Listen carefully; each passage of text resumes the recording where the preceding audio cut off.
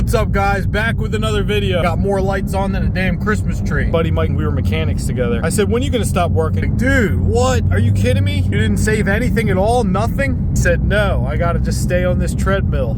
I can't stop. Why are we so good at living up to our means? Tell them every dollar we get, we can find a place for it to go. And then we can even find more money that doesn't exist in the form of debt so we can live beyond our means. So they go in negative, in the hole, to get the flat screen TV at the new apartment. Not realizing we're gonna watch it. We're gonna be watching it while we're walking on a treadmill, can't get off it. I can remember saying to my wife, you don't understand, I feel like a slave. I'm in hell. I have to go to work tomorrow.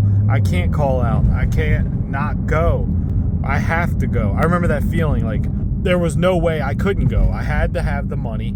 I had to buy groceries. I had to pay the credit card bill we had. I had to pay the mortgage I had gotten. There was no way that I couldn't go. But if I would have set up some type of little plan where I took a little bit off the top and just put it on the side, take a little bit of concrete and make it a little path away from the treadmill that's going to take me into the woods near like a nice river or lake or something where I can have peace. Like I was in prison, and every day that little bit you take off the top is like me chipping away at a wall, and eventually I can go through the hole and escape undetected. But I think when I was younger, I didn't realize that money can actually work for you. I didn't realize that. Look at that 911 Targa. How much can you save percentage-wise from your paycheck? You can leave it in the comments, or leave in the comments if you can't save anything. But if you can come up with a fixed amount that you can save, take a little off the top, to the side, don't touch it, don't look at it. Don't use it to go to Disney World. Stop thinking of the money as money you're gonna use in the future. It's not. I'm sure that every dollar that you take and set to the side, you're literally building an avatar robot that is going to go work for you. Picture the money like it's literally the materials that are building the robot that's going to go take your place at the workplace.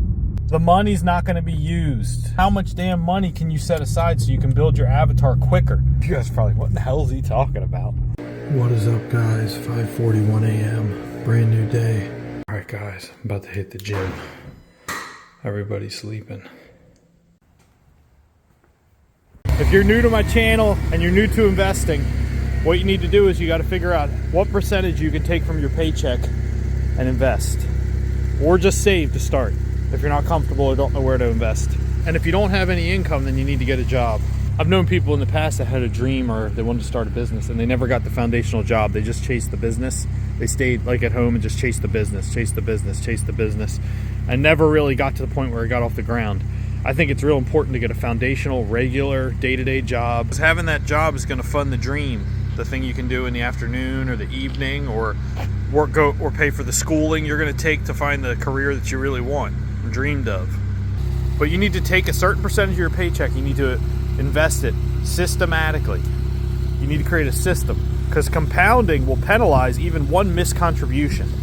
Think of it as a box, and you're putting money in this box, and eventually that box is going to be your ATM machine.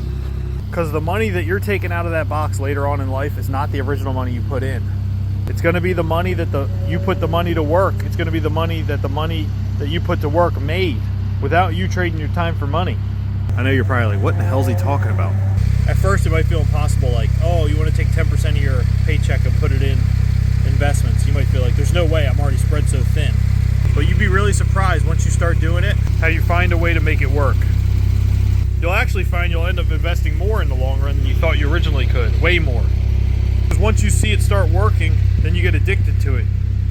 And once you wrap your head around the laws of compounding and you really understand it, then you start to see the power of it, and you don't want to miss out on it.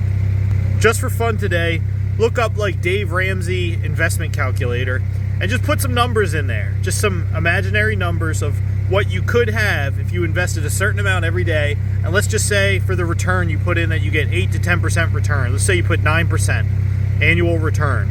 And just look at the number.